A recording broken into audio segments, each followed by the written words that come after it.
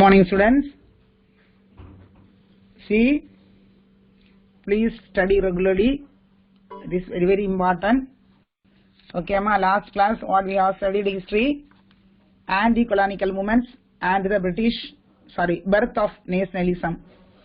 Okay, birth of nationalism. That lesson we have studied persons and tribal resistance. Isn't it? See, today we are going to study Samdal Kool. Okay, yeah. Samdal Kool. That is another group of the people. They have created the problems. Okay, yeah. பிரச்சனை உருவாக்குறாங்க யாரு சாந்தலர்கள் அப்படிங்கிற ஒரு group of the people. They are creating the problems or கிளர்ச்சி or problems or புரட்சி. Okay, see, sandals scattered in various parts of eastern India. When forced to move out of their homeland during the process of creation of Jamins under permanent settlement, cleared the forest area around the Raj Mahal hills. Listen, ஆனா அவங்க வந்து eastern ஏரியால அங்கங்கே பரவலா வாழ்ந்து வந்தவங்க, புரியுதுங்களா? அவங்களுக்கு நிரந்தரமாக ஒரு இடத்துல உருவாக்கத்தக்கன என்ன பூர்வீகமான இடத்தை விட்டுக்கிட்டு என்ன செய்வாங்க, அங்கங்கே இடம் always moving from one place to another place என்ன செய்துட்டு இருப்பாங்க, ஒரு இடத்தை விட்டு இன்னொரு இடத்துக்கு மூவ் ஆகிட்டே இருப்பாங்க. அது எந்த ஏரியானா ராஜ்மஹால் ஹில்ஸ். ஓகே, ராஜ்மஹால் மலை, அந்த வனப்பகுதியை சுற்றி என்ன செய்வாங்க இருந்துட்டு இருப்பாங்க. ஆனா அந்த வனப்பகுதியை விட்டு கட்டாயப்படுத்தி என்ன செய்தாங்க, வெளியேற்றப்பட்டார்கள். ஓகேயா, யார சாந்தலர்கள் அப்படிங்கிற group of the people. See, they were oppressed by the local police and the European officers engaged in the railway construction. என்ன செய்தாங்க, அந்த சமயத்துல பாத்தீங்கன்னா ரயில்வே கன்ஸ்ட்ரக்ஷன் யாரு யூரோப்பியன்ஸ் ஆபீசர்ஸ் ரயில்வே கன்ஸ்ட்ரக்ஷன் நடத்திட்டு இருக்கும்போது அங்க அந்த உள்ளூர்ல உள்ள போலீஸ் என்ன செய்தாங்க, அவங்கள ரொம்ப ரொம்ப கஷ்டப்படுத்தினாங்க. இந்த ஏரியாலாம் நீங்க இருக்கக்கூடாது, பிகாஸ் ஆஃப் என்ன நடக்குது, ரயில்வே கன்ஸ்ட்ரக்ஷன் நடக்குது அப்படின்னு என்ன செய்தாங்க, அவங்கள மூவ் பண்ண வச்சாங்க. pushed out of their familiar habitat, the Sandals were forced to rely on the moneylenders for the subsistence. புரியுதுங்களா? இதனால என்ன ஆகுது, அவங்களுடைய வாழ்வாதாரமே இல்லாம போகுது. ஏன், ஆக்சுவலா அவங்க வந்து ஒரு இடத்துல செட்டிலே கிடையாது, ஏதோ ஒரு இடத்துல இருக்கிறாங்க. அவங்கள என்ன செய்றாங்க, ரயில்வே கன்ஸ்ட்ரக்ஷனுக்காக அவங்கள வந்து வெளியே விரட்டுறாங்க, அங்க எங்கேயா போங்கிறாங்க. சோ என்ன இது, வாழ்வாதாரத்தை இல்லாம என்ன செய்துட்டு இருக்காங்க, அவங்க வந்து யாருகிட்ட போய் சேர்றது அப்படிங்கிற நிர்பந்தத்துல இருந்துட்டு இருக்காங்க. சோ இந்த சமயத்துலதான் என்ன செய்யறாங்க, த மணி லெண்டர்ஸ் என்ன, யாரு, வட்டி கொடுப்பவங்க, வட்டிக்கு பணம் கொடுப்பவங்க என்ன செய்யறாங்க, என்ன அவங்ககிட்ட போய் நம்ம வந்து சேர்ந்து வாழ்ந்துக்கலாம் அப்படின்னு நினைக்கிறாங்க. யாரு, சாந்தல்ஸ். புரியுதுங்களா? So soon they were trapped in the vicious circle of debt and exhaustion. ஆனா கொஞ்ச நாள் ஆனோடனே ஏன் இவங்க யார்கிட்ட போய் சேர்ந்து வாழ்ந்துட்டு இருக்காங்க, மணிலண்டர்ஸ்னா யாரு, கடன் கொடுப்பவங்க. இவங்க கடன் கொடுத்து இவங்க நிறைய வாங்கி செலவழிச்சு கடைசியில என்ன செய்றாங்க, அவங்க கையிலே விழுந்துட்டாங்க. அவங்கள்ட்ட இருந்து என்ன செய்ய முடியல, வட்டியை கொடுத்து அதுக்கு மேல அவங்களால வாங்க முடியாம அவங்க அடிமையாயவங்க இவங்கள வச்சுக்கிட்டாங்க. Besides, these Sandals also felt neglected under the corrupt British administration and their inability to render justice to their legitimate grievances. So இந்த மாதிரி இருந்தனால என்ன செய்றாங்க, அப்படியே அவங்க வந்து ரொம்ப ஊழல் கரப்ஷன்லாம் பண்ணி பிரிட்டிஷ் அட்மினிஸ்ட்ரேஷன்ல பாத்தீங்கன்னா ரொம்ப நியாயமான குறைகளை, நீதி கடைபிடிக்க முடியாத சூழல்கள் என்ன செய்யிருக்காங்க, இவங்க புறக்கணிக்கப்பட்டார்கள். அந்த மாதிரி இவங்களுக்கு எதுவுமே கிடைக்கல. இதுங்களா நல்லா புரிஞ்சுக்க, Santhals also group of the people எங்க வாழ்ந்துட்டு இருக்காங்க, ஈஸ்டர்ன் இந்தியா சைடு வாழ்ந்துட்டு இருக்காங்க. சோ அந்த சைடு என்ன ஆகுது, அங்க they have constructed that railway, so that what the European officers engage in the railway construction so that they are neglected, they pushed out of their family inhabitants. புரியுதுங்க, familiar inhabitant அவங்கள push பண்ணி வெளியே விரட்டுறாங்க. அந்த வெளியே விரட்டினோன்னா இவங்க யார்கிட்ட போய் சேர்றாங்க, மணி லெண்டர்ஸ்ட போய் சேர்றாங்க. மணி லெண்டர்ஸ்ட போய் சேர்ந்த உடனே அவங்க நினைச்சுவாங்க வட்டிக்கு ரூபாயை கொடுத்து அவங்கள நினைச்சுறாங்க அடிமையாக்கி வைக்கிறாங்க. சோ என்ன செய்றாங்க, இவங்களால வெளியும் வர முடியாம உள்ளாம இருந்து கஷ்டப்பட்டுக்கிட்டு வாழ்ந்துட்டு இருக்காங்க. சோ அவுட் பிரேக், வெளிப்பாடு, இதோடைய அவுட் பிரேக் எப்படி இருக்குது அப்படின்னா, around 1854 activities of social vanity led the persons named Veer Singh was reported from different place. என்ன சொல்றாரு, பீர் சிங் அப்படிங்கிறவரு என்ன சொல்றாரு, அதுக்கு ஒரு தலைமையா இருக்கிறாரு. யாருக்கு, சந்தலர்களுக்கு. சோ அடுத்து ஒருத்தர் they were directed against Mahajans and traders. ஆனா அது என்ன செய்யுது, மகாஜன்ஸ்களும் அதாவது ட்ரேடர்ஸ் பிசினஸ் பண்றவங்களும் எதிராக குறிவைத்து இவை நடந்தன. புரியுதுங்களா? அப்படி இருக்கும்போது in 1855 two sandals brothers Sidhu and Kanu proclaimed that they had received a divine message from the God asking them to lead the rebellion. என்ன சொல்றாரு, in 1855 சித்து and கனு ரெண்டு பிரதர்ஸ் புரியுதுங்களா, இவங்க என்ன செய்றாங்க, raise the questions against the British. அவங்களுக்கு எதிரா போராடுறாங்க, எங்களுக்கு ரொம்ப கொடுமைப்படுத்துறாங்க, எங்களுக்கு தேவையான என்ன செய்யணும், grievances தேவை, எங்களுக்கு தேவையான முக்கியமான டிமாண்ட்ஸ் எங்களுக்கு தேவை அப்படிங்கிறாங்க. என்ன சொல்றாங்க, தலைமையேற்று தங்களுக்கு கடவுளிடமிருந்து தெய்வ செய்தி, அதாவது என்னது, தெய்வ செய்தி கிடைத்துள்ளதாக அறிவிக்கிறாங்க. God divine message from the god, எங்களுக்கு என்ன வந்திருக்கு, கடவுள்கிட்ட இருந்து ஒரு செய்தி வந்திருக்கு அப்படின்னு அவங்க சொல்றாங்க. by July 1855 the rebellion has taken from open insurrections against the Mahajans and the Jamindars and the British official. ஆனா 1855 பாத்தீங்கன்னா ஜூலை மாதத்துல பாத்தீங்கன்னா மகாஜன்ஸ்களும் ஜமீன்தார்ஸ்களும் அதே பிரிட்டிஷ் ஆபீசர்ஸ்களும் எதிரான வெளிப்படையாக நினைச்சாங்க, அந்த பிரச்சனையை உருவாக்குறாங்க. இதுல பாத்தீங்கன்னா அந்த வில்ல அது விஷம் தடவிய அம்புகளை ஏதி நினைச்சாங்க. அதே மாதிரி நினைச்சிருக்காங்கன்னா they have used, they marched the bows, அதே மாதிரி poison arrow axes and the swords, taking over the Raj Mahal and Bahalpur by proclaiming that the company rule was about to end. என்ன சொல்றாங்க, இவங்கெல்லாம் சேர்ந்து வில்லு அம்பு கோடாரி கத்தி அது இதெல்லாம் எடுத்துக்கிட்டு அந்த எந்த ஊர்ல, ராஜ்மஹால்ல மற்றும் பஹால்பூரை நோக்கி கம்பெனிக்கு எதிராக என்ன செய்றாங்க, போர்க்கொடி நாட்டுகிறார்கள். போர்க்கொடினா என்னது, எல்லாரும் என்ன செய்யணும், இந்த நாட்டை விட்டே ஓடுங்க, பிரிட்டிஷ்காரங்க இந்தியால இருக்கக்கூடாது, எல்லாரும் எங்க போங்க, உங்க நாட்டுக்கு போங்க அப்படின்னு என்ன செய்றாங்க, பிரச்சனை உருவாக்குறாங்க. புரியுதுங்களா? அது பாத்தீங்கன்னா in response village were raided and properties destroyed by the British. இந்த டைம்ல பாத்தீங்கன்னா இப்படி இருந்துட்டு இருக்கும்போது அந்த முழுமை அந்த பிரிட்டிஷ்காரங்க விடுவாங்களா, அவங்க நினைச்சாங்க அப்படியே அடக்கி ஒடுக்குறாங்க, அவங்கள ப்ராப்பர்ட்டிஸ் எல்லாம் அடிச்சு ஒடிச்சு நினைச்சாங்க, அப்படியே ஒடுக்குறாங்க. In 1855 an act was passed to regulate the territories occupied by the Sandals. The act formed the territory into the separate division called Sandal Bargana division. புரியுதுங்களா? 1855ல சாந்தலர்கள் வசம் இருந்த பகுதி என்னச்சுதாங்க, ஒழுங்குபடுத்துவதற்கு பற்றிய ஒரு சட்டத்தை உருவாக்குறாங்க. அந்த சட்டம் உருவாக்குன பிறகு அதாவது ஒரு ஆக்ட் பாஸ் பண்றாங்க, சாந்தல் பர்கானா மண்டலம், அதாவது சாந்தல் பர்கானா டிவிஷன் அப்படின்னு ஒரு டிவிஷனை உருவாக்கி கொடுக்கறாங்க. ஓகேயா? you understand now? okay ma, the next one is Munda rebellion. Munda rebellion means problems or clergy or என்னது பிரச்சனை. புரியுதுங்களா? one of the permanent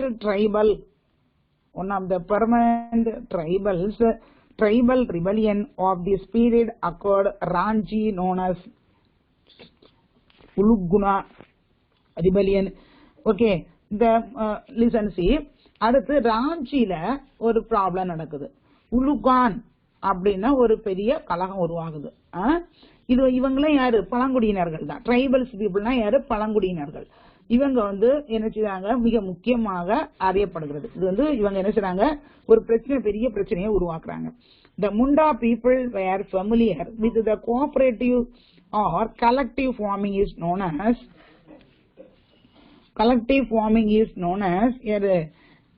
கொட்டுக்காட்சி, joint holding. அதாவது குண்டாக்கத்தின்னு சொல்லுவாங்க இல்லையா, கூட்டு சொத்து, புரியுதுங்களா, கூட்டு சொத்து, ஜாயின் ஹோல்டிங் என்ற முறையில் விவசாயம் செய்வதில் என்ன செய்வாங்க, முண்டா மக்கள் பெயர் பெற்றவர்களாக இருந்தார்கள், புரியுதுங்களா. அதாவது Munda people were familiar with cooperative collective ஃபார்மிங்னா ஜாயிண்டா சேர்ந்து ஃபார்ம் பண்றவங்க, ஃபார்ம்னா என்னது, கல்டிவேட் பண்றவங்க, அதாவது விவசாயம் செய்யறவங்க. அது இந்த கூட்டு கத்தி, குண்டாக்கட்டினா என்னது, சேர்ந்து ஜாயிண்ட் ஃபார்மிங் பண்றவங்க, லேண்ட்ல ஃபார்ம் பண்றவங்க. It was totally eroded by the introduction of private ownership of land and the institution of merchant and money lenders. புரியுதுங்களா. ஆனா இது என்ன செய்றாங்க, இந்த மாதிரி விவசாயம் பண்ற பெயர் பெற்றவங்க அவங்க என்ன செய்றாங்க, தனி சொத்துக்களுக்கு அறிமுகம் செய்த வர்த்தகர்களுக்கு என்ன செய்றாங்க, வட்டிக்கு பணத்தை கொடுப்பவர்களுக்கு ஊடுருவல், அதாவது அவங்களுக்கு காரணமாக அந்த நடைமுறை முற்றிலும் சிதைந்தது, புரியுதுங்களா. அந்த மாதிரி வட்டி கொடுக்குறாங்களா, அவங்க எல்லாம் என்ன செய்யணும், நீங்க ரொம்ப தனியா இது பண்ணக்கூடாது அப்படின்னு சொல்லிட்டு இருக்காங்க, புரியுதுங்களா. Private ownership of land and the instruction of the merchants were money lenders. The Munda people were also forcefully recruited in indentured laborers to work on plantation, புரியுதுங்களா. அதனால என்ன ஆகுது, அந்த முண்டா பீப்புள் என்ன செய்றாங்க, தோட்டங்கள்ல வேலை செய்ய முண்டா இன மக்கள் கொத்தடிமையாக வலுக்கட்டாயமாக என்ன செய்றாங்க, பணியில அமர்த்துறாங்க, வேலையில அமர்த்துறாங்க. So in 1890 the tribal chiefs offered resistance against the alienation of tribal people from their land and imposition of paid bakery or forced labor. அதே மாதிரி in 1890 பாத்தீங்கன்னா என்ன செய்றாங்க, அந்த ட்ரைபல், அந்த பழங்குடியின மக்கள் அவர்களை வாழக்கூடிய பகுதிகளில் இடம்பெற செய்வது அல்லது மற்றும் என்ன செய்யுது, அவர்களை கட்டாய உலகத்திற்கு உட்படுத்துவது, இது என்ன செய்யுது ஆகியவற்றை பழங்குடியின தலைவர்கள் எதிர்க்கின்றனர். இந்த மாதிரி என்ன செய்யக்கூடாது அப்படின்னு தலைவர்கள் இருக்காங்களா, அவங்க எதிர்க்கிறாங்க, புரியுதுங்களா. சோ அடுத்து பாத்தீங்கன்னா the movement received an impetus when the Mirsa Munda declared himself as a messenger of God. Mirza முண்டாங்கிறவரு தம்மை என்ன கடவுளின் தூதர் அப்படின்னு நினைக்கிறார். அவரே சொல்றாரு, கடவுளின் தூதர் அறிவித்திருக்காரு, நான் தான் என்னது தலைவர் அப்படிங்கிறாரு. ஓகேயா. So the Mirsa claimed that he had prophecy and the promised supernatural solution to the problem of Munda people and the establishment of Mirsite Raj. ஓகேயா.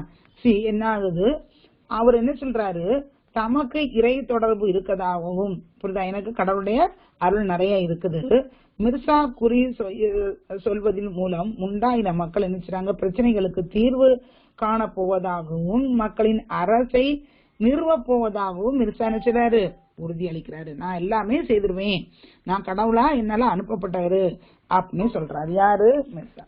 So the Munda leaders utilized the cult of Mirsa Munda to recruit more people to their cause. என்ன செய்யுது, இதனால என்ன செய்றாங்க, இந்த மாதிரி இந்த இன உறுதி அளிக்கிறாரு. மிர்சா முண்டா பிரபலத்தை பயன்படுத்தி மேல அதிக எண்ணிக்கை உள்ள மிர்சா இன மக்களை என்ன செய்றாரு, ஒன்றிணைக்க முயல்றாரு. எல்லாரும் சேர்ந்து நம்ம என்ன செய்வோம், சேர்ந்து நம்ம இந்த ப்ராப்ளத்தை சந்திப்போம் அப்படிங்கிறாரு. A series of night meetings were held and a revolt was planned. அப்புறம் அந்த ஒரே நைட்ல நினைச்சாங்க, பிளான் பண்ண இரவு நேரத்துல கூட்டம் செய்து ஒன்று திரட்டப்பட்டு நினைச்சாங்க, கிளர்ச்சியை ஸ்டார்ட் பண்ணாங்க. On the Christmas day of 1886 they resorted to violence. அன்னைக்கு கிறிஸ்துமஸ் டே 1889ல நினைச்சாங்க பெரிய ஒரு வயலன்ஸ் ஸ்டார்ட் பண்ணிட்டாங்க. Building were born down and arrows were shot at Christmas missionaries and Mundas Christians converts. So என்ன ஆகுது, 1889ல கிறிஸ்துமஸ் நாள்ல பெரிய வன்முறையே எடுத்தாச்சு.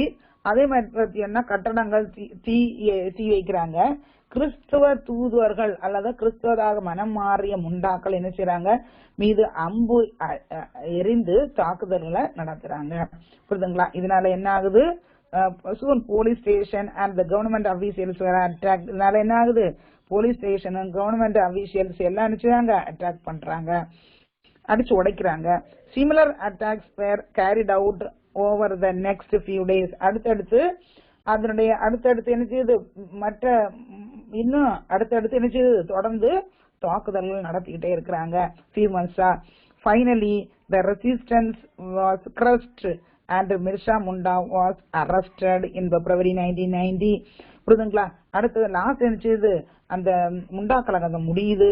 மிர்சா முண்டாங்கிற தலைவரை என்ன செய்தாங்க, அரெஸ்ட் பண்ணி எந்த இயர்ல, 1990ல. புரியுதுங்களா? 1990ல என்ன செய்றாங்க, அரெஸ்ட் பண்ணி அவரை உள்ள வைக்கிறாங்க. சோ என்ன ஆகுது, who later died in jail. ஆனா அவரு அங்க போய் கொஞ்ச நாளையில என்ன செஞ்சாரு, இறந்து போறாரு. புரியுதுங்களா? சோ அடுத்து என்ன ஆகுதுன்னா, முண்டா became folk hero who is to this day celebrated in many folk songs. ஆனா அவர் இறந்த பிறகு என்ன செய்றாங்க, அங்க உள்ள நிறைய மக்கள் நாட்டுப்புற பாடல்களை போற்றி பாடுகிறாங்க. புரியுதுங்களா? ஃபோல்க் சாங்னா நாட்டுப்புற பாடலை பாடுறது. The Munda rebellion prompted the British to formulate a policy on tribal land. ஆனா இந்த முண்டா கிளர்ச்சியை அடுத்து பிரிட்டிஷ்காரங்க என்ன செய்றாங்கன்னா, அந்த அரசு பழங்குடியினர் நிலம் பற்றிய கொள்கையை என்ன செய்றாங்க, அப்படி ஓரளவு இந்த ஏரியாலாம் பழங்குடியின மக்களுடைய லேண்டு அப்படின்னு கணிக்கிறாங்க. இதனால என்ன செய்றாங்க, ஒரு ஆக்ட் பாஸ் பண்றாங்க. The Chotanagpur Tenancy Act 1908 restricted the entry of non-tribal people into the tribal land. புரியுதுங்களா? அடுத்து ஒரு ஆக்ட் பாஸ் பண்றாங்க. அது ஆக்ட் பேர் என்ன ஆக்ட்னா, Chotanagpur Tenancy Act. which year 1908ல ஒரு ஆக்ட் பாஸ் பண்றாங்க. இது வந்து யாருக்கு, ஒன்லி த ட்ரைபல் பீப்புளுக்கு. ட்ரைபல் என்னது, அதாவது பழங்குடியினர் நிலத்தில் பழங்குடியினர் அல்லாதோர் நுழைவது தடுக்கப்பட்டது. புரியுதுங்களா? அல்லாதோர் அங்க வரக்கூடாது அப்படின்னு நினைச்சுட்டாங்க, தடுத்து நிறுத்தினாங்க. புரியுதுங்களா? அடுத்து பாத்தீங்கன்னா நெக்ஸ்ட் என்னன்னா, great rebellion of 1857.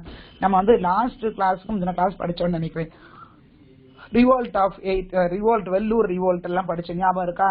Vellur revolt, அதே மாதிரி South Indian rebellion, that is also one of the causes for the outbreak of the 1857 revolt நீ படிச்சோம். அதெல்லாம் ஒரு காரணமாக அமைந்தது, 1857 ரிவோல்ட் வருவதற்கு முக்கிய காரணமாக அமைந்தது நீ படிச்ச ஞாபகம் இருக்குன்னு நினைக்கிறேன். ஞாபகம் இல்லைன்னா ஞாபகப்படுத்தி வச்சுக்க. ஓகேயா? சோ த கிரேட் ரிபெலியன், நல்லா புரிஞ்சுது. Great rebellion of 1857, British rule witnessed the biggest challenge to its existence. புரியுதுங்களா? in 1857ல ஆங்கில ஆட்சி ஒரு பெரிய சவாலாகவே இருந்தது.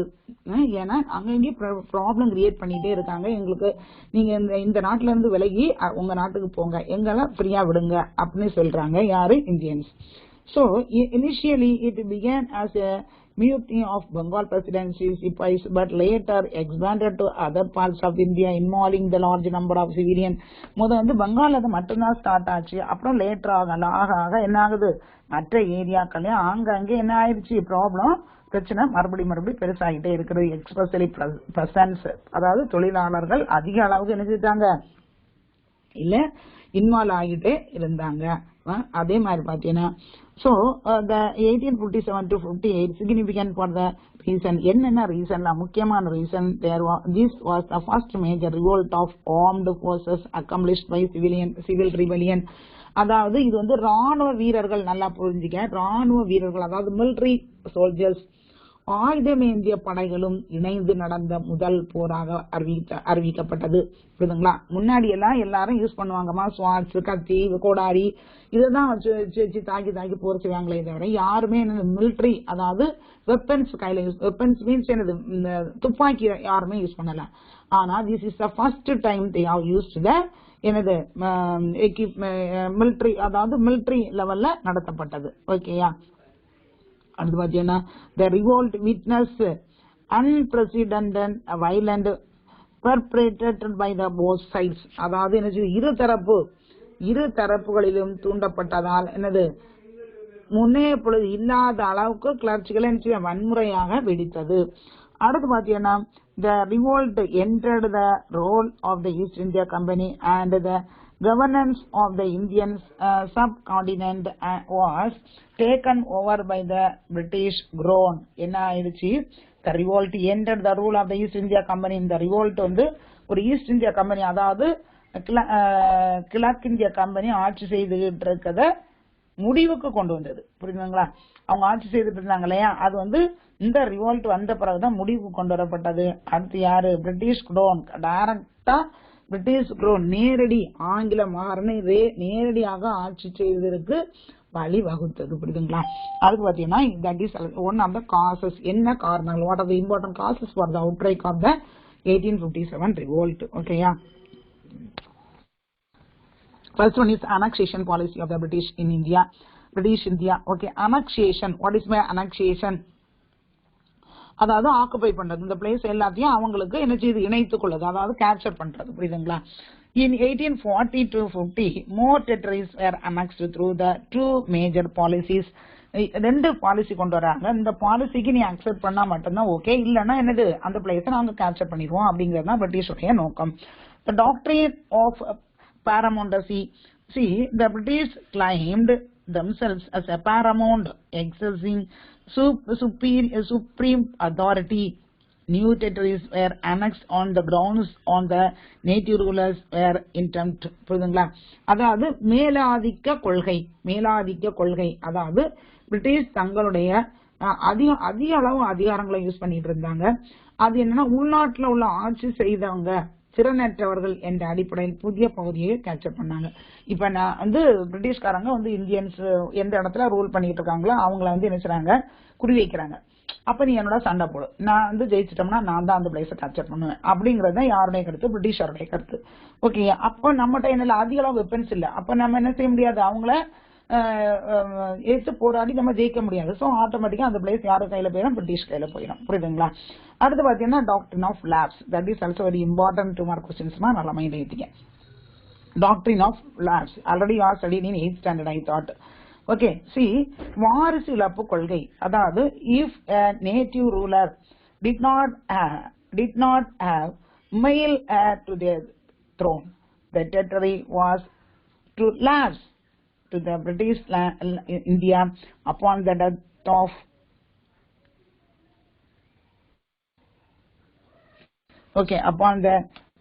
of the ruler. Okay, yeah. Listen, see, இதாவது வாரிசு இழப்பு கொள்கை அப்படின்னா ஒன்னும் இல்ல, ரொம்ப ஈஸி உனக்கு. ஒரு கிங், அதாவது ஒரு கிங் ரூல் பண்ணிக்கிட்டு இருக்கிறாரு. அந்த கிங்குக்கு நேரடியாக ஆண் வாரிசு அதாவது மெயில் சைல்டு இல்ல அப்படின்னு வச்சுக்கீங்க. ஒரு கிங்குக்கு ஆண் குழந்தை அதாவது ஆண் வாரிசு இல்ல அப்படின்னு வச்சுக்கீங்க.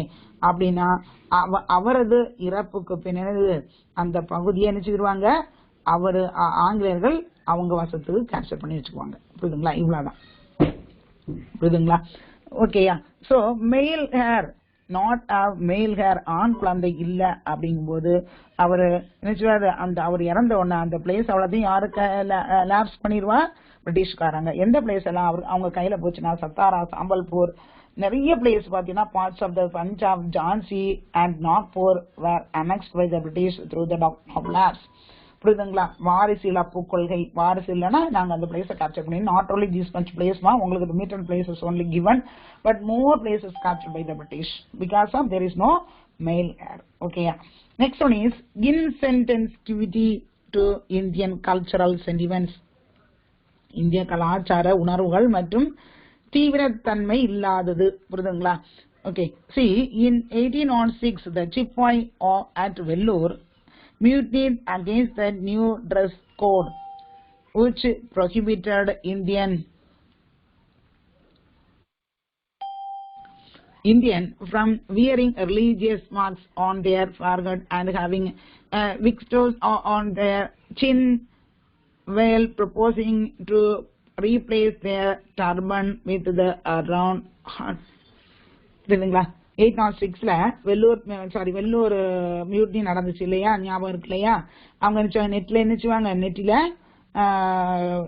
திருநர் வைப்பாங்க, அதே மாதிரி தாடி வச்சிருப்பாங்க, அதே மாதிரி ஸ்டட் போட்டிருப்பாங்க, கிங் எல்லாம் ஸ்டட் போட்டிருப்பாங்க, பெரிய பெரிய ஸ்டட் போட்டிருப்பாங்க, அதே மாதிரி தலப்பா வச்சிருப்பாங்க, அதே மாதிரி தொப்பி, பெரிய பெரிய தொப்பிகள் வச்சிருப்பாங்க. பழைய காலத்து படத்தை பார்த்தானே உனக்கு புரிஞ்சுக்கும். அதே மாதிரி ட்ரெஸ் எல்லாம் பாத்தீங்கன்னா டிஃப்ரெண்டா இருக்கும், புரியுதுங்களா? ஒரு மாதிரி நல்லா ஜிகு ஜிகுனி நல்ல ட்ரெஸ் போட்டிருப்பாங்க சிப்பாய்ஸ் எல்லாம். ஆனா என்ன சொல்றாங்கன்னா, இந்த மாதிரி ஜிகு ஜிகு காத்துல கம்மல், தொப்பி கிப்பி எதுவுமே போடக்கூடாது. மிலிட்டரி பீப்புள்லாம் மிலிட்டரி மாதிரி இருக்கணும், நல்லா நல்லா அப்படியே ஜம்முன்னு இருக்கணும் அப்படிங்கிறாங்க. ஓகேயா? ஆனா இதெல்லாம் போடக்கூடாதுன்னு இந்த மக்களுக்கு பிடிக்கலாம். நாங்கெல்லாம் மிலிட்டரியில இருந்தா நல்லா என்ன செய்வோம், தொப்பி அதே மாதிரி நல்ல கிரீடம் எல்லாம் வச்சுட்டு அப்படியே பக்காவா வந்து நிப்போம் அப்படிங்கிறாங்க. சோ இது யாருக்கு பிடிக்கல? பிரிட்டிஷுக்கு பிடிக்கல. சோ என்ன செய்றாங்க அவங்க, என்ன செய்யும் இதெல்லாம் don't use that type of things அப்படிங்கிறாங்க. It was feared that the dress code was part of their effort to convert soldiers to Christianity. அதே மாதிரி பாத்தீங்கன்னா இந்த மாதிரி ஆடை கட்டுப்பாடுகள் சிப்பாய்களை கிறிஸ்தவ மதத்திலிருந்து மாற செய்வதற்கான ஒரு முயற்சியாக அவர்கள் கருதினார்கள். நினைச்சிட்டாங்க இதெல்லாம் போடக்கூடாது, இதெல்லாம் போடக்கூடாது அப்படின்னு நினைச்சுட்டாங்க. அப்படியே மெல்ல மெல்ல அவங்களுக்கு கொஞ்சம் கொஞ்சமா சொல்லி என்ன செய்ய கிறிஸ்டினா கன்வெர்ட் பண்ணதற்கு ரெடி பண்றாங்க. அப்படின்னு யார் நினைச்சா? இந்தியன்ஸ் நினைச்சாங்க. Similarly, in 1824, the Chipais at Barakpur near Calcutta refused to go to the Burma by sea, since crossing the sea mean a loss of their caste. Okay, இதே போல பாத்தீங்கன்னா 1824ல என்ன செய்தாங்க, கல்கத்தா அருகே உள்ள பராக்பூர்ல நிறைய சிப்பாய்ஸ்கள் என்ன செய்தாங்க, கடல் வழியாக பர்மா செல்ல மறுத்தார்கள். கடல் வழியாக நீ எங்க போகணும்?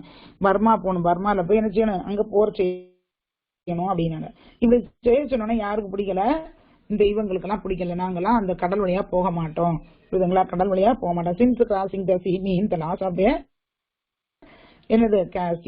என்ன ஆயிடும், நாங்க எங்களுடைய ஜாதிகளை இழக்க நேரிடும் அப்படின்னு சொல்லிட்டு என்ன செய்தாங்க, போக மாட்டேன்னு சொன்னாங்க. The Chipais were also upset with discrimination in salary and promotion. புரியுதுங்களா? என்ன ஆகுது, அதே மாதிரி எங்களுக்கு சேலரி, அதே மாதிரி என்னது ப்ரொமோஷன், அவங்க இதுல இருந்து ப்ரொமோஷன்னா அதிக மேல உயர்ந்த பதவி, அதெல்லாம் எங்களுக்கு என்ன செய்யுது, சரியா தரல அப்படின்னு சொல்லிட்டு அவங்க ரொம்ப ஃபீல் பண்ணாங்க. அதே மாதிரி பாத்தீங்கன்னா Indian sepoys were paid much less than their European counterparts. They felt humiliated and racially abused by their seniors. அதே மாதிரி பாத்தீங்கன்னா Indian sepoys were paid much less than European counterparts. ஆனா அந்த சமயத்துல நினைச்சிட்டாங்க யூரோப்பியன்ஸுக்கு அதிக அளவு சேலரி கொடுத்தாங்க கம்பேர் வித் யாரு, இந்தியன்ஸ்.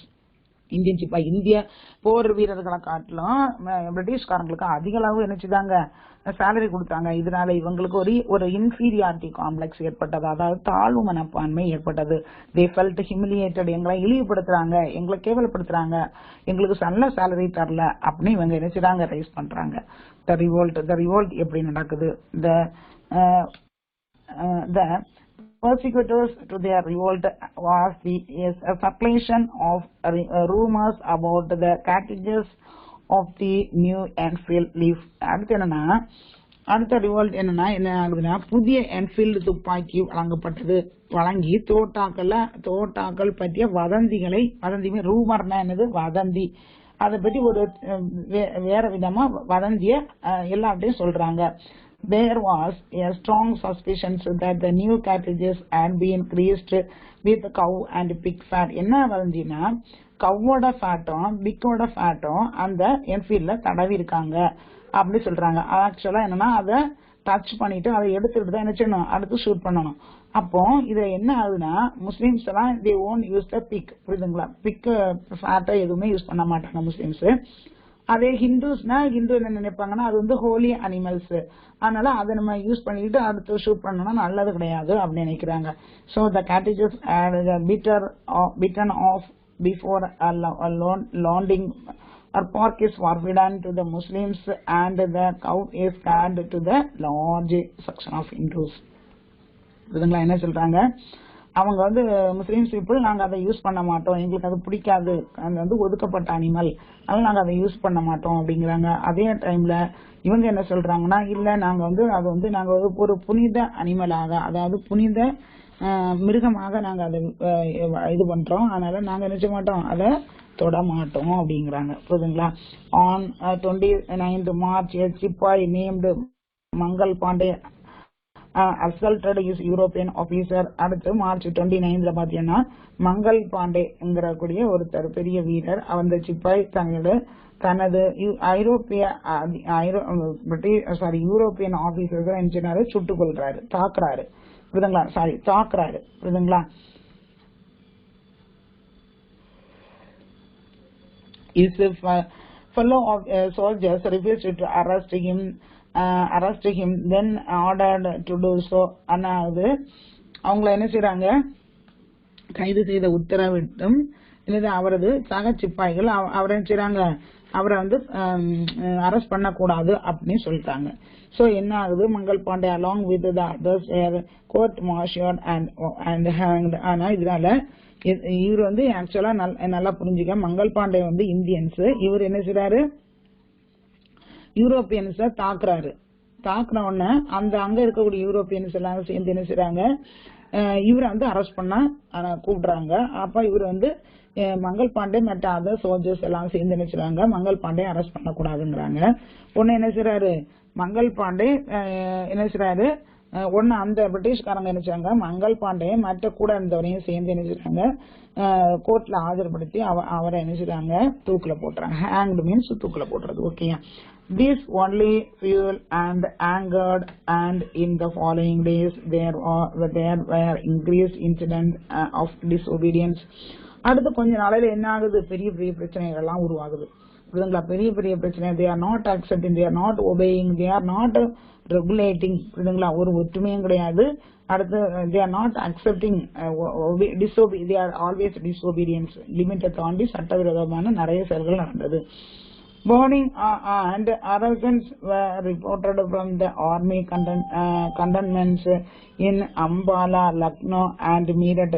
அம்பாலா, லக்னோ, மீரட் இந்த ஏரியாக்கள் எல்லாம் பெரிய பிரச்சனை உருவாகி என்ன ஆகுது, நிறைய பேர் கொல்றாங்க, பல பிரச்சனைகள் அங்கே நடந்துகிட்டே இருக்குது. புரியுதுங்களா? அடுத்து பாத்தீங்கன்னா Bahadur Shah proclaimed as emperor of Hindustan. Okay, அடுத்து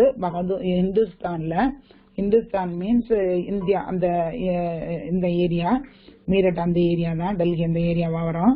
இந்துஸ்தானத்துல மாமன்னராக பகதூர் ஷாவை என்ன செய்றாங்க, அறிவிக்கிறாங்க. புரியுதுங்களா?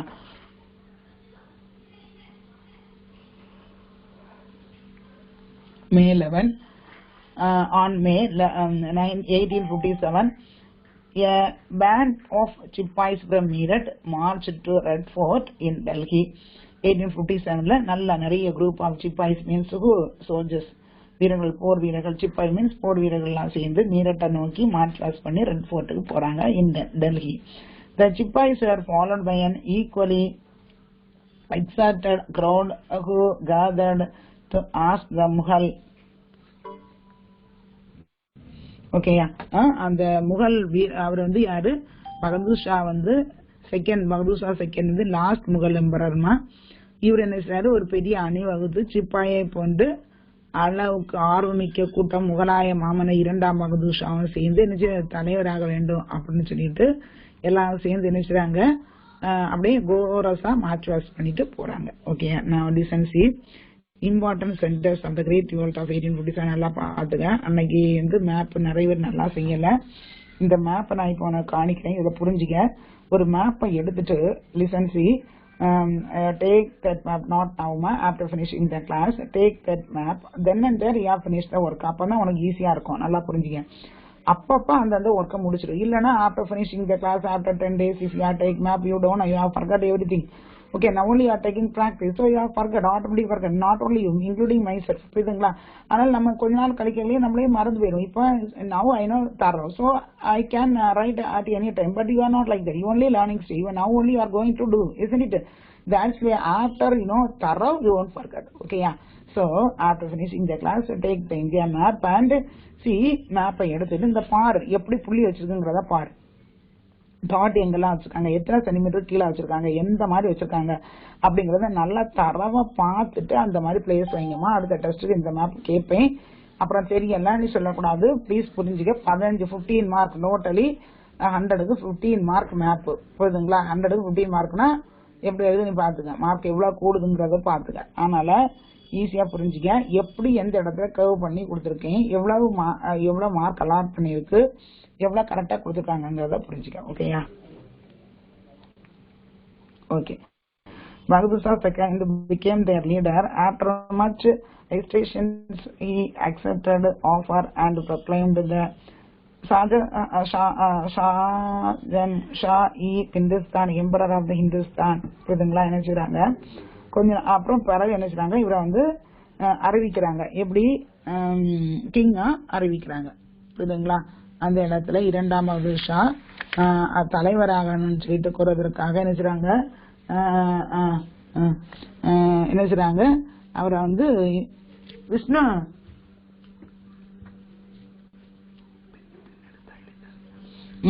அறிவிக்கிறாங்க. என்ன செய்றாங்க, அவரை வந்து கிங்கா அறிவிக்கிறாங்க. புரியுதுங்களா? So soon the rebels captured the northwestern province and Outh. என்ன செய்றாங்க, அப்படி இருக்கும்போது ரிபல்ஸ் இருக்காங்க இல்லையா, அங்க உள்ள ரிபல்ஸ் எல்லாம் என்ன செய்றாங்க, capture North Western provinces and Oudh. North Western provinces அந்த அவுத் பிளேஸ் எல்லாத்தையும் கேப்சர் பண்றாங்க. புரியுதுங்களா? Oudh is one of the important place. அயோத்திங்கிறாம இல்லையா, அதுதான். புரியுதுங்களா?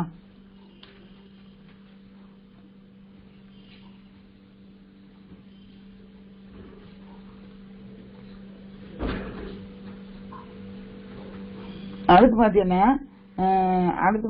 see, as the news of the fall of Delhi reached the Ganga Valley cantonment, after the cantonment mutiny till by the beginning of the June, the British in North India except in Punjab, Bengal had disappeared. புரியுதுங்களா? பெங்காலையும் பஞ்சாபையும் தவிர means place எல்லாத்தையும் நினைச்சாங்க disappear எல்லா பிளேஸும் அழிச்சு விட்டுறாங்க. புரியுதுங்களா? இதனால அந்த ரிபல்ஸ் எல்லாருமே ப்ராப்ளத்தை கிரியேட் பண்ணி பெரிய பிரச்சனையை அங்க உருவாகுது. அடுத்து next civil rebellion. What is mean civil rebellion? சிவிலியன்ஸ்னா மக்கள். உள்நாட்டு புரட்சி எப்படி ஏற்படுது அப்படின்னு பார்க்கும்போது அங்க உள்நாட்டு மக்கள் எல்லாருமே சேர்ந்து நினைச்சாங்க பிரச்சனையை உருவாக்குறாங்க. ஏன்னா அங்க வந்து there is no peace of mind. The people have no peace of mind. That's why they have created the problems. Okay, they created the problems.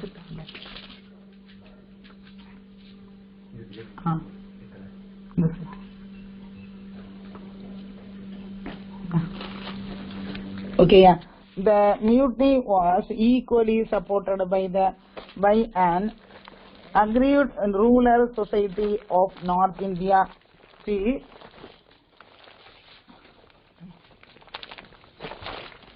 North India லிசன்சி வட இந்தியால பகுதினா வட இந்தியால பாதிக்கப்பட்ட கிராம சமூகத்துல வாழ்ந்த மக்கள் இந்த கிளர்ச்சிக்கு சரிசமமாக ஆதரவு தெரிவிக்கிறாங்க.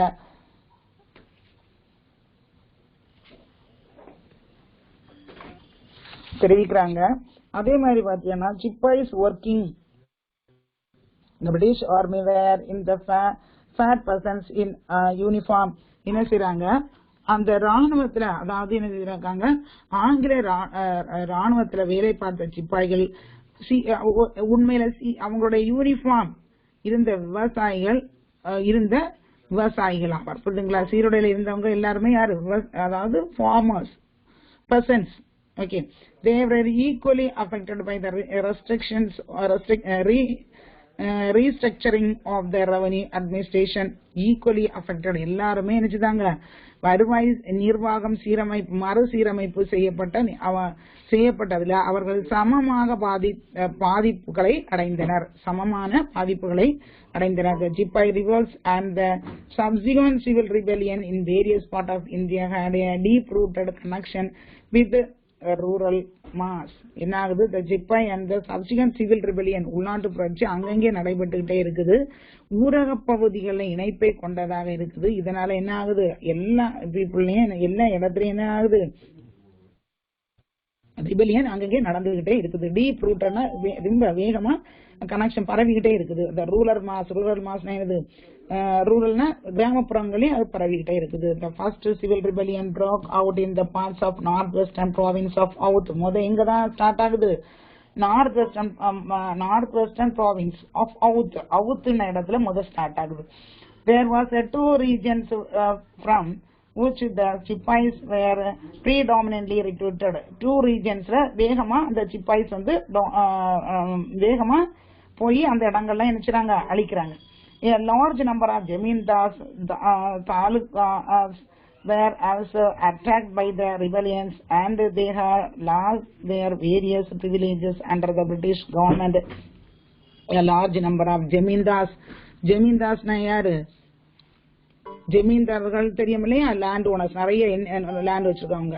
ஜமீன்தார்கள், தாலுக்தார்கள், அதே மாதிரி ஆங்கில அரசின் கீழ் பல சலுகைகள் இழந்த காரணத்தால் கிளர்ச்சி நோக்கி ஈர்க்கப்பட்டார்கள். எல்லாருமே அதுல சேர்ந்துட்டாங்க. புரியுதுங்களா? தாலுக்கர்கள், விவசாயம் செய்தவங்க எல்லாருமே அதுல நினைச்சுட்டாங்க, சேர்ந்துட்டாங்க. புரியுதுங்களா? அடுத்து பாத்தீங்கன்னா இதனால என்ன ஆகுது? The taluk peasants collected as common effort to recover what they had lost. எல்லாமே லாஸ் ஆகிட்டே இருக்காங்க. தாலுக் பெசன்ட்ஸ்னா யாரு? விவசாயிகள் எல்லாருமே அதுல நிறைய கஷ்டத்துல ஈடுபட்டு இருக்காங்க. Similarly, artisans and handicrafts peasants were equally affected by the dethroning of rulers of many Indian states who were the major source of patronage. என்ன ஆகுது? இதனால அது மட்டும் இல்லாம ஆர்டிஷன்ஸ்னா யாரு? ஆர்ட் பண்றக்கூடியவங்க. புரியுதுங்களா? அவங்க அதே மாதிரி பாத்தீங்கன்னா ஆர்டிஷன்ஸ், பர்சன்ஸ், இவங்களும் அதை என்ன செய்யறாங்க? அஃபெக்ட் ஆகிட்டாங்க. Major source of the patronage. புரியுதுங்களா? த டம்மிங் of the British manufactures had ruined the Indian handicaps and thrown thousands of weavers out of employment. Weavers அதாவது நெசவு செய்யறவங்களாம் இதை என்ன செய்யறாங்க? அஃபெக்ட் ஆகுறாங்க. ஸோ மொத்தமா சொல்ல போனா நிறைய பீப்புள் நெசவு செய்யறாங்க மட்டும் இல்ல, ரூலர்ஸ், அதே மாதிரி கைவினை பொருட்கள் பாதிக்கப்படுகின்றன. ஆயிரக்கணக்கான நெசவாளர்கள் வேலை இழக்கிறாங்க. அதே மாதிரி ஆங்கிலேயர்களுக்கு எதிராக ஒட்டுமொத்த கிளர்ச்சி வெடிக்கிறது. புரியுதுங்களா? So collective anger against the British to form of the people to go to மொத்தமா நிறைய பிரிட்டிஷ் பீப்புள் என்ன செய்றாங்க? இத அஃபெக்ட் ஆகுறாங்க. புரியுதுங்களா? ஸோ அடுத்து பாத்தீங்கன்னா after the siege of Delhi, புரியுதுங்களா? after the siege of Delhi, there was an attempt to seek the support of neighboring states. Besides a few Indian states, there was a general lack of enthusiasm among the Indian princes to participate in the rebellion. Affect the siege of Delhi. Delhi affect ஆகுது. There was an attempt to seek the support neighboring states. மற்ற states, பக்கத்து ஸ்டேட்ஸ்லாம் இதுல என்னது support பண்றாங்க, அவங்களுக்குள்ள support பண்றாங்க.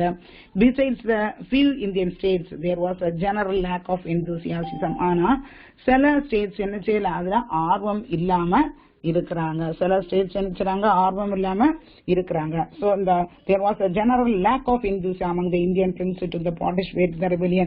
சில Indian Prince அதாவது சில இந்திய ரூலர்கள் என்ன செய்றாங்க, அதுல ஜாயின் பண்ணல, பார்ட்டிசிபேட் பண்ணல. லேக் ஆஃப் எந்தூசியாசிசம்னா ஆர்வம், லேக் ஆஃப் எந்தூசியம்னா ஆர்வம் இன்மையாக இருக்கிறாங்க. The Indian prince and the Jamindars either remained loyal or were to fearful of the British power.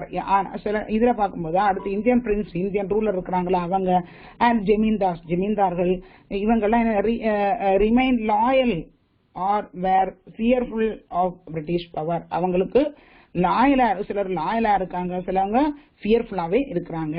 லாயல்னா என்னது, அவங்களோட ரொம்ப பழக்கம், அவங்களுடைய கன்ஸ்ட்ரக்ஷன்லாம் வாங்கிட்டே இருக்கிறது. Those involved in the rebellion were left with either little or no source of arms and ammunition. ஆனா என்ன சிலர்கிட்ட மட்டும்தான் அந்த மாதிரி இருக்குது. பட் சிலவங்க involvement of the rebellion left சிலவங்க நினைச்சிட்டாங்க லெஃப்ட் ஆயிடுறாங்க. வித் எய்தர் லிட்டில் கொஞ்சம் கொஞ்சமா லெஃப்ட் ஆகுது, or no source of arms and ammunition எந்த சோர்ஸும் இருக்காம, எந்த ஆர்ம்ஸ் அது வெப்பன்ஸ் எதுவுமே இல்லாம இருக்கிறது. புரியுதுங்களா? The emerging English educated middle class too did not support the rebellion. ஆனா இதே டைம்ல பாத்தீங்கன்னா educated did not join the revolt. educated இதுல என்ன செய்யல, ஜாயின்டே பண்ணல, ஜாயின்டே ஆகல. So அடுத்து பாத்தீங்கன்னா one of the important reason for the failure of the rebellion was absence of the central authority. முக்கியமான ஒண்ணு என்ன அப்படி பார்க்க போனா absence of central authority, மத்திய தலைமை இல்லாதது கிளர்ச்சியில் தோல்வி அடைய முக்கிய காரணமாக அமைந்தது. புரியுதுங்களா? there was no common agenda that united the individuals and the aspiration of the Indian prince and the various other feudal elements fighting against the British. என்ன ஆகுது அடுத்து பாத்தீங்கன்னா இந்திய அரசர்கள் மற்றும் ஆங்கில அரசர்களுக்கு எதிராக சண்டையிட்ட பல்வேறு சக்தி ஒன்றிணைக்க நினைச்சுதாங்க பொதுவான ஒரு பெரிய செயல் திட்டம் எதுவுமே இல்லாமல் போனது. புரியுதுங்களா? எதுவுமே இல்லாமல் போனது. எந்த ஒரு ஒரு சரியான ஒரு ஆப்ஜெக்ட், அதாவது ஒரு இது இருக்கணும் நம்ம இதுல, இந்த இது கண்டிப்பா இந்த நோக்கத்தோட போனோம், அந்த ஒரு காமன் அஜெண்டா இல்ல. புரியுதுங்களா? ஒரு நோக்கம் அதே இல்ல அப்படிதான் சொல்லணும். புரியுதுங்களா? இந்த end of the rebellion was virtually suppressed by the British army. என்னாகுது, இதனால ஒட்டுமொத்தமா ஆங்கிலேய ராணுவம் என்ன செய்து கடுமையாக ஒடுக்கப்பட்டது. The rebel leaders were defeated due to the lack of weapons. rebels வந்து completely defeated, நல்லா தோற்கடிக்கப்பட்டாங்க. lack of weapons என்னது, lack of weaponsனா இது வெப்பன்ஸ்னா என்னது, கருவிகள், போர் கருவிகள் நம்மகிட்ட ரொம்ப இல்ல. ஆர்கனைசேஷன், ப்ராப்பர் ஆர்கனைசேஷன் இல்ல, ஒரு பெரிய ஒரு கூட்டமைப்பு இல்ல, டிசிப்ளின், நல்ல ஒரு டிசிப்ளினா இல்ல. அடுத்து பார்த்தீங்கன்னா betrayal, அதே மாதிரி by their aids என்னச்சுதாங்க உதவியாளர்கள் காட்டி கொடுக்கப்பட்டது. நம்ம ஏற்கனவே படிச்ச லாஸ்ட் கிளாஸ்ல கட்டபொம்மனை காட்டி கொடுத்தாரு இல்லையா, தொண்டைமானா புதுக்கோட்டை, அதே மாதிரிதான் யாரு அங்கே காட்டி கொடுக்கப்பட்டது. ஏன்னா காசை வாங்கிட்டு காட்டி கொடுத்துருவான். அப்படி இருக்கும்போது என்ன செய்யல, ஒரு ஒற்றுமையே இல்ல. Delhi was captured by the British troops in 1857. டெல்லியை கேப்சர் பண்ணியாச்சு. எந்த இயர், 1857ல கேப்சர் பண்ணியாச்சு. அடுத்து பாத்தீங்கன்னா Bahadur Shah was captured and transported to Burma. என்னச்சுதாங்க பகதூர் ஷாயை கேப்சர் பண்ணி எங்க அனுப்பிட்டாங்க, பகதூர் ஷாயை கேப்சர் பண்ணி பர்மாவுக்கு அனுப்பப்பட்டார்கள், அனுப்பி அங்க சிறையில் வைக்கப்பட்டார்கள். இந்த மாதிரி மக்கள் வந்து ஒட்டுமொத்தமா ரொம்ப சிரமப்பட்டாங்க. புரியுதுங்களா? அடுத்து பாத்தீங்கன்னா India becomes a crown colony. So British parliamentary adopted the Indian Government Act in 1858. The India was pronounced one of the many crown colonies to be directly governed by the parliament. Okay, என்ன ஆகுது, அப்படி இருக்கும்பொழுது 1858ல நவம்பர்ல ஆங்கில அரசு சட்டம் அப்படி ஒரு பெரிய நாடாளுமன்றம் ஏற்றுக்கொள்ளப்பட்டு அது அடுத்து என்ன செய்யறாங்க, வந்து தனியா ஒரு directed governed by the parliament கொண்டு வராங்க.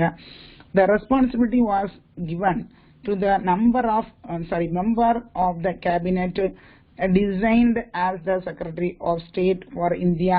என்ன செய்யறாங்க, செக்ரட்டரி ஆஃப் ஸ்டேட், இது வந்து ஒரு பொறுப்பு வழங்கப்பட்டது. அவருக்கு இந்தியாவுக்கான அரசு செயலராக பதவி வகிப்பார் அப்படின்னு அறிவிக்கப்பட்டது. புரியுதுங்களா? அடுத்து பாத்தீங்கன்னா என்னன்னா சேஞ்சஸ் இன் த அட்மினிஸ்ட்ரேஷன், என்னெல்லாம் சேஞ்சஸ் ஆச்சு, அட்மினிஸ்ட்ரேஷன்ல என்னெல்லாம் சேஞ்சஸ் ஆச்சு அப்படிங்கறத இந்த ஒரு சின்ன பாராகிராஃபா இதை எடுத்துறேன்.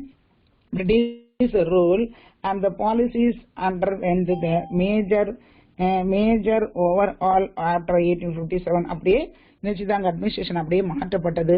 பிரிட்டிஷ் ஃபாலோடு த கர்ஷியன்ஸ் approach the issue of social reforms, நிறைய ரிஃபார்ம்ஸ் மாற்றப்பட்டு கொண்டு வந்தாங்க. அந்த சமயத்துல queen Victoria is queen of England. She proclaimed the Indian people that the British would not interfere in the traditional institution or religious matter. என்ன சொன்னா வந்து announce பண்ணாங்க. என்ன அனௌன்ஸ் பண்ணாங்கன்னா, இந்தியன் பீப்புள் உங்களுடைய கலாச்சாரத்திலேயோ இப்ப சொன்னாங்களா தொப்பி வைக்கக்கூடாது, கம்மல் போடக்கூடாது, அப்படி இப்படின்னாங்களா, இதெல்லாம் நாங்க இன்டர்ஃபியர் ஆக மாட்டோம். ஆனா நாங்க தான் ரூல் பண்ணுவோம். ஆனா உங்க ரிலீஜியஸ் அதாவது கலாச்சாரத்திலேயோ மத சம்பந்தமாகவே நாங்க ஈடுபட மாட்டோம் அப்படின்னு சொன்னாங்க.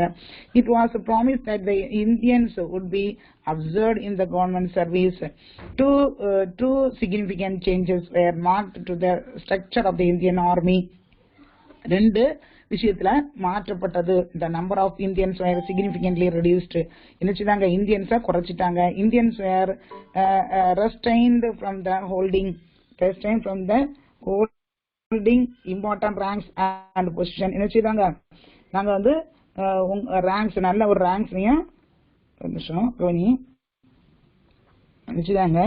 Indians were retained for holding important ranks and position. என்னது நிறைய பொசிஷன்ல ரேங்க்ஸ்ல தருவோம் அப்படிங்கிறாங்க. The British took control of the artillery and shifted their recruiting effort to regions and communities. British took control the artillery and shifted their recruiting effort to the region. ஒவ்வொருலயும் shift பண்ணி ஒவ்வொரு ரீஜன்லயும் மாத்துவோம் அப்படின்னு சொன்னாங்க. அதே மாதிரி that remained loyal during 1847. ஆனா லாயலா இருந்தாங்க. For instance, the British turned away from Rajputs, Brahmin and North Indian Muslims and looked towards the non-Hindus groups like Gurkhas, Sikhs and the Pathans. புரியுதுங்களா? என்ன செய்தாங்க நாள் கழிக்க dance away from the Rajputs அங்கிருந்து move ஆயிட்டாங்க. Brahmins எந்த ஏரியாலலாம் அத north Indian Muslims and looked towards the நான் ஹிந்துஸ் குரூப்ஸ் எதெல்லாம் கவனிச்சாங்க, கூர்காஸ், சிக்ஸ் அண்ட் த பேத்தன்ஸ். ஓகேயா? The British also exploited the caste religion linguistic. காஸ்ட்னால ஜாதி, மதம், மொழி வாரியமாக, ரீஜனல் அந்த ஏரியாவாக டிஃபரன்ஸ் இந்த இந்தியன் சொசைட்டி. புரியுதுங்களா? Through what came to be known as divide and rule policy. பிரித்தாளும் கொள்கையை கையில எடுத்தாங்க. புரியுதுங்களா? பிரித்தாளும் கொள்கைன்னா வந்து ஜாதி, மதம், மொழி, மண்டலம் ஆகிய சார்ந்த பல்வேறு வேறுபாடுகளை ஆங்கிலேயர்கள் தங்களுக்கு கைவசப்படுத்திக்கிட்டு நினைச்சுதாங்க பிரித்தாளும் கொள்கைகளை கொண்டு வந்தாங்க. இதனால மொத்தமா யாரு இவங்க ஹிந்து, இவங்க கிறிஸ்டின் அப்படின்னு அவங்க பிரிச்சு பண்ணும்போது மக்களிடையே ஒரு தாக்கத்தை ஏற்படுத்தியது. இதனால அடுத்த ரிவோல்ட் ஸ்டார்ட் ஆகியது. புரியுதுங்களா? ஓகேமா? Thank you. Please don't waste your time. தேங்க்யூமா.